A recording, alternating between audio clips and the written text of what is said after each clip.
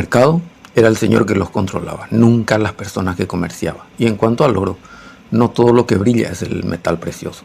Ahora que entendemos que el señor mercado tiene una oficina secreta y por supuesto juega los precios, esto es algo que marca la dinámica constante. Quienes controlan ese negocio no permitirán jamás que Juan Pérez ocupe un espacio en su círculo selecto. Nada de libre mercado. El mercado del oro es el mercado más manipulado del mundo, lo afirma siempre el señor José Luis Cava de Bolsa Cava. El oro físico ocupa una buena razón del comercio, pero el mercado del oro papel es tremendo, al igual que su apalancamiento por parte de los grandes bancos globales. Germán Vega pretende en esta entrevista resumir quiénes fueron y son los principales actores, cómo operan y cómo se fundó la LMDA. Estamento implicado en varios casos de manipulación del precio del oro a nivel global. Si compramos oro denominado LMDA, a Good Delivery, debemos conocer siempre lo que significa exactamente y para qué y por qué fue establecido este estándar por parte de los que ahora se rigen como los amos del mundo del mercado. Estamos con Germán Vega Lombardía, director de CMC Metales Preciosos. Buenos días. Buenos días. Vamos a hacer lo mismo que el otro día, porque es lo mismo. El otro día hablábamos de los bancos centrales. Hoy es lo mismo, pero paralelo, en los mismos años y al mismo tiempo, el oro y lo que va ocurriendo con el oro. Antes de nada, para centrarnos y saber de dónde viene esto, yo recuerdo un señor que bueno, pues ya se murió, he tenido el placer de conocerlo, se llamaba Salvador Freixedo, y él me ponía siempre, este señor sabía muchísimo de todos estos temas, de hecho había sido jesuita, profundizó perfectamente en todos sus conocimientos y qué había detrás, y dejó la orden. Y él, me acuerdo que decía siempre una frase que tenía su gracia. Él decía que si entrábamos en una catedral y nos fijábamos en un capitel, podíamos pasar toda la vida estudiando el capitel, pero nunca tendríamos una visión global y conjunta de la catedral, porque la catedral era mucho más amplia que el capitel. Y eso es un poco lo que vamos a intentar hacer, verlo, qué pasa, qué ocurre, qué ha ocurrido con el mercado del oro, pero desde la catedral.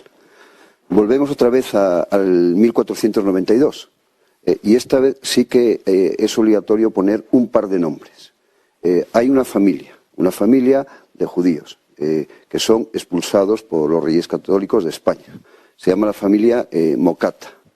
Mocata no es una familia normal de judíos, es una de las familias importantes, tiene su árbol genealógico y llegan hasta Abraham, o sea, tiene tradición.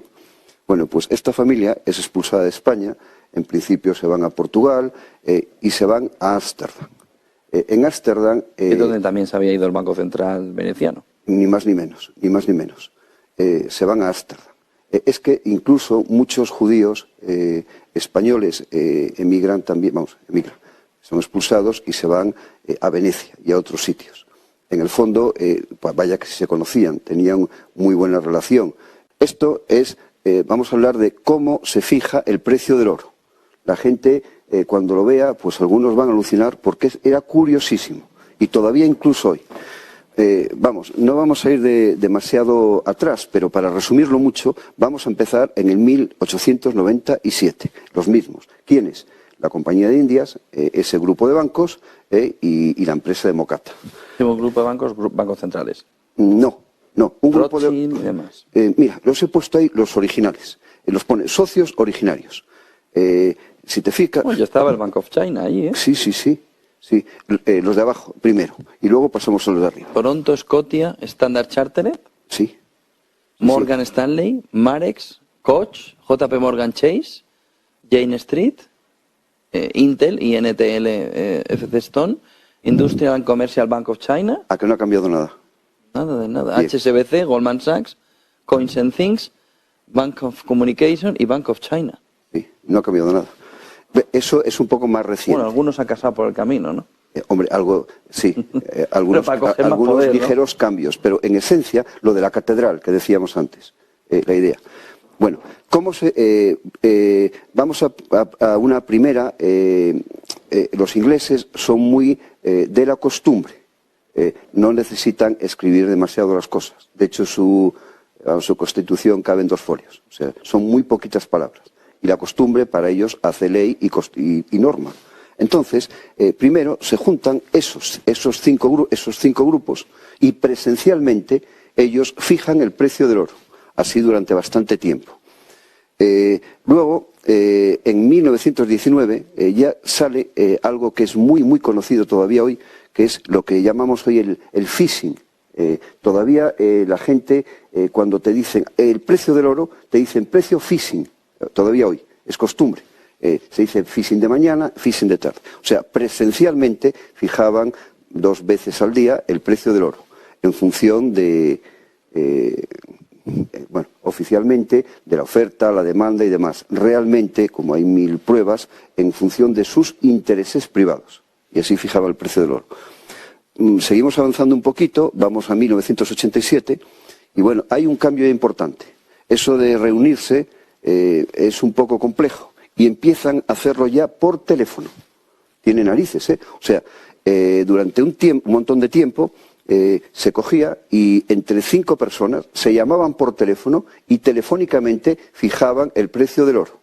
Claro, empieza a haber, y así hasta hace 2004, ¿no? Sí, hasta el 2004, que empezó el tema... por web también, ¿no? No el 2004. 2015. En el 2004 empezó ya el tema de web, pero el sistema era el mismo. No lo utilizaban. O sea, sí que existía, pero era anecdótico, estaba ahí, pero seguía siendo por teléfono. Aunque parezca mentira, se hace así hasta el 2015. Ya vendía yo oro... Hace 2 días. Sí, ya vendía yo oro cuando se cambiaba esto.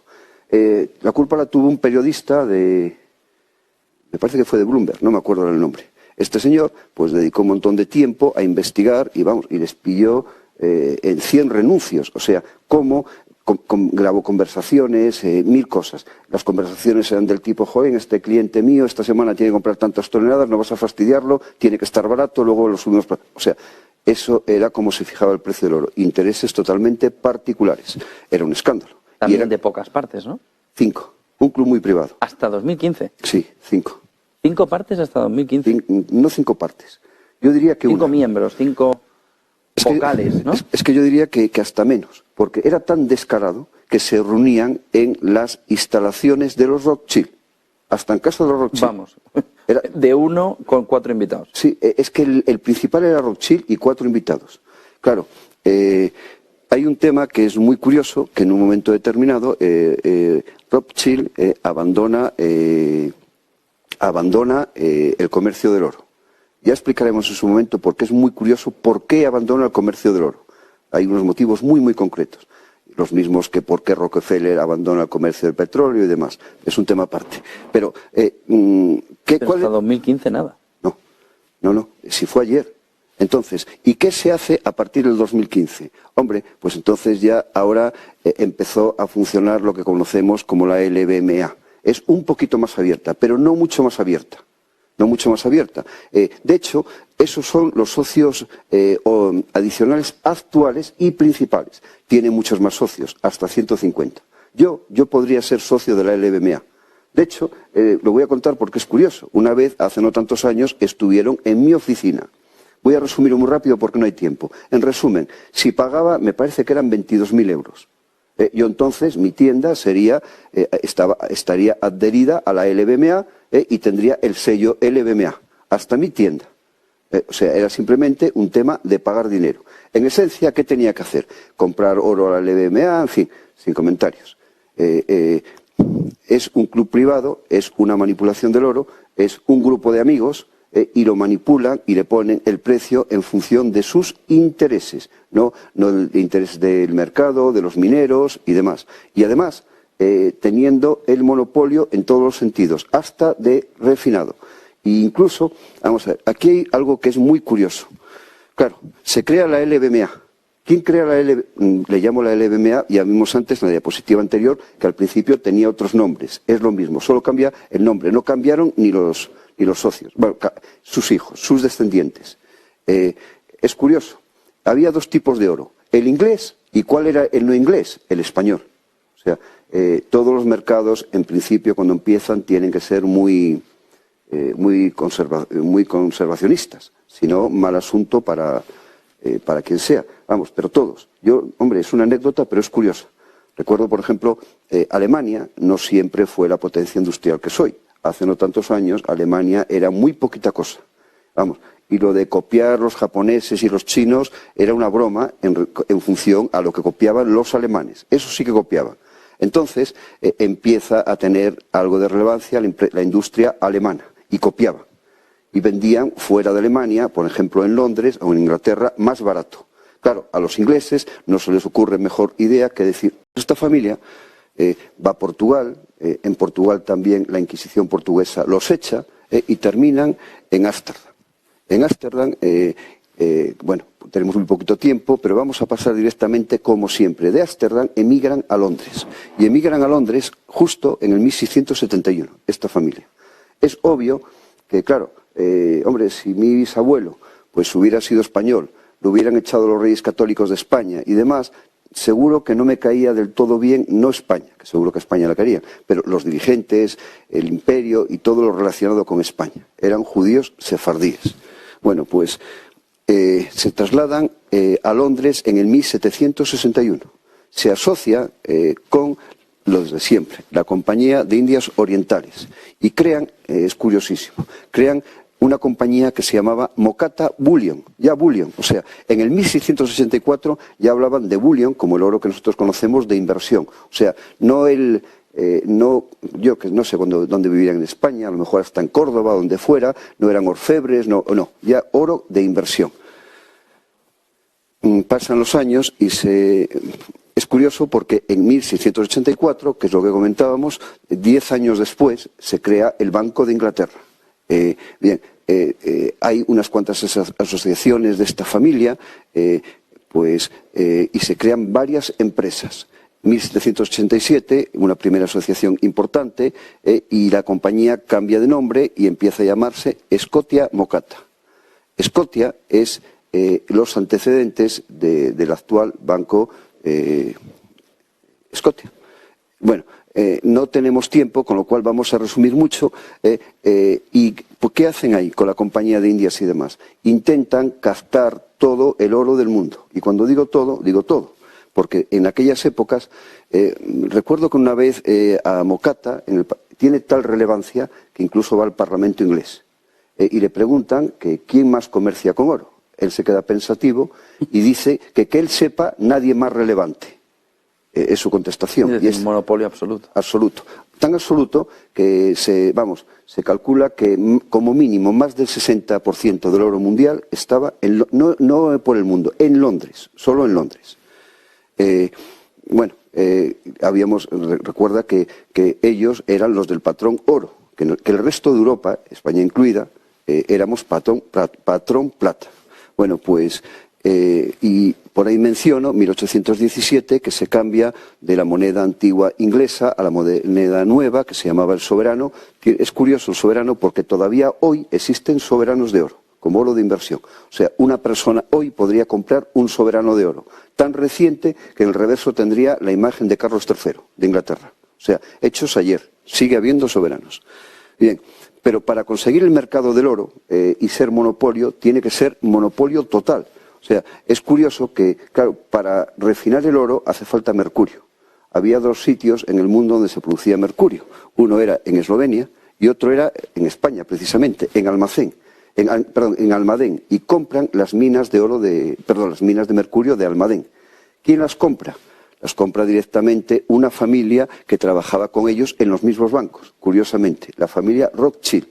Se instalan en España, no vamos aquí a hablar de historia, es la época, cuando estaba Fernando VII, viene el banco, se instala en Madrid, hay crónicas de la cantidad de trabajo que tenía, como eran, financiaron antes las guerras napoleónicas contra España, que terminó en la invasión de España, financiaron las guerras carlistas, también para separar España, sin comentarios. Y dominan el mercurio. Ojo que para refinar el oro hacía falta mercurio. Sin tener mercurio no se podía refinar oro. Mira, pasamos a la diapositiva siguiente. Vamos a ver. Es curioso cómo se infiltraban en los países. Muchas personas no se dan cuenta de esto, pero hay que decirlo. Vamos a ver. España es muy grande. Ese es más o menos el mapa de España. Ahí hay un puntito rojo, muy pequeño. Y ese puntito rojo es justo un punto clave en España, en aquella época. en la época de las colonias, que es la bahía de Cádiz y San Fernando, la desembocadura del Guadiana, de ahí partían los barcos, ahí llegaba el comercio, era, importantísimo en aquella época. Bueno, llegan los ingleses y se infiltran en España, pero como siempre, de una forma muy sutil y haciéndolo tremendamente bien. O sea, se instalan en Jerez y empiezan a aparecer familias. Hoy pues está abierto, se sabe la historia, se sabe qué hacían, qué no hacían, porque hoy ya no es lo que digan o no digan los de Jerez en España. Hoy en Inglaterra ya pues ha pasado tanto tiempo que se sabe perfectamente qué trabajo tenían ahí. Y hay libros que lo explican. Llegan un Osborne, un Terry, un Vías, unas cuantas familias. Precisamente a Jerez. España es grande. No se asientan en La Rioja o en Ribera Duero, no, en Jerez. En Jerez. Claro, no saben nada de vino, tampoco tienen que saberlo. Llega un Vías, había un señor allí en Jerez, el señor se llamaba amigablemente Pepe, de nombre completo José, creo que era José Ángel González. Bueno, pues el tal González se asocia con el Vías y tenemos González Vías. El tal José es el conocido hoy tío Pepe en cuestión. Claro, ese sí sabía de vino, pero el otro no. Bueno, y así. Bueno, esto es curioso para que claro, luego no me extraña que en un momento determinado, pues en la bahía de Cádiz, ahí en San Fernando, se estaba haciendo el proyecto del submarino y mil cosas, todo llegaba, todo se filtraba y todo llegaba por los servicios de inteligencia de la época a donde tenía que llegar. Mira, pasamos a la siguiente diapositiva. Esto mismo ocurre con otros países. Yo hablo de España, pero que además con el vino, tenían una fijación especial con el vino. En Francia hace lo mismo el Rothschild, en Argentina, en Chile, en California, en un montón de sitios. Claro, antes de nada, en aquel momento ya dominaban el oro de todo el mundo. Luego decían que los españoles, o sea, primero se asocian con Portugal y llevan el oro de Brasil, cantidades muy importantes. Luego ya empieza la fiebre del oro. Aparece el oro en California, en Australia, en Sudáfrica, o sea, los que siguen siendo hoy todavía grandes productores de oro. Vamos a ver, estos alemanes hacen cuchillos iguales que los nuestros, no los copian, son iguales que los nuestros aparentemente, pero para que la gente vea que son peores, vamos a establecer lo de el Made in Germany. Viene de ahí. O sea, era obligatorio que pusieran Made in Germany para distinguirlos de los cuchillos, por ejemplo, ingleses, para que los ciudadanos entendiesen que eran peor. Esto es algo parecido. El oro tiene que ser inglés. Si no es inglés, casi seguro que es español. Entonces, el español no es LBMA, es malo. Solo es bueno el de ellos. Sí, pero es el mismo oro. No solo es el mismo oro. El oro es oro. Y refinarlo lo hacían ya los precolombinos. No es un niño refina oro, no otro metal. Pero el oro, de hecho, en la naturaleza ya casi es... Cuando tú coges una pepita en un río, esa pepita de la máxima pureza, que es 24, ya puede tener 20, 22 quilates. O sea, ya es muy pura. Ya es más pura que un anillo. Y refinarla es muy fácil, con mercurio. Está tirado, lo haría cualquiera. No tenemos tiempo, pero un día hablaremos cómo se refina, que es curioso. Sí. Bueno, pues ese oro, si tú lo refinas, vamos a ver, yo ahora vendo oro. Técnicamente, algunas de las refinerías que vendo son LBMA. Si mañana los chinos pusieran debajo de mi tienda una tienda y vendieran oro de pureza 4 nueves, mal que me pese a mí y a quien sea, sería exactamente igual que el mío, ni mejor ni peor. Es un producto casi de laboratorio con ese grado de pureza. O sea, de 1000 partes son 999,9 oro, que va a ser mejor ni peor. Hablaremos con profundidad un día de qué estándares marca el LBMA para el oro y demás, que son bastante curiosos. Y bueno, pues para acabar, es que hay un tema que no sé, tendríamos que tener todos claro. Antiguamente, en la época de las colonias, había un término que tenía su gracia, era el de cipayo. O sea, ¿quién era un cipayo? Eran los indios o los hindúes que eran soldados de las colonias, o sea, sobre todo los británicos, algún portugués y algún francés, pero sobre todo los británicos. Entonces, decir la palabra cipayo hoy en día es como decir traidor, como decir que no obedeces a tus intereses, sino a los de tu enemigo y demás. Bueno, pues, sin querer, media humanidad somos cipayos. todavía esos soldados hindúes no se daban cuenta de que eran cipayos. Y media humanidad hoy no nos damos cuenta de que somos cipayos. O sea, obedecemos a los intereses de un grupo o de un orden que no es precisamente el nuestro. Ya lo ves que no es en absoluto ni conspiración, ni leches, ni nada. O sea, el 1919 es el 1919, el 2004, el 2015, son años concretos, métodos concretos, y todo el mundo entiende que cojan y se llamen 5 personas por teléfono para fijar el precio del oro como mínimo a que no es ortodoxo. Y es como se fijaba. O sea, no, ni limpio. Bueno, y de hecho así está. Que luego se hayan adherido un montón de bancos más, un montón de personas más, pero que sigan teniendo relevancia los mismos, pues en el fondo es algo parecido. Sí que ha cambiado, para acabar, algo en los últimos años. O sea, ahora ya hay más consejos, ya hay más sitios, ya Singapur pinta algo y otros sitios. O sea, ya muchos mercados ya no... Hombre, ya eso de que les digan que el oro LBMA o el de ellos es mejor... hombre, pues ya no tragan con ello. Hombre, ¿cómo van a tragar? Si es obvio que no. Y además, es que era más grave. Solo podía operar en los mercados lo que entonces y todavía se llama Good Delivery, que es el que tenía sus certificados LBMA. Si no, no podía operar en los mercados.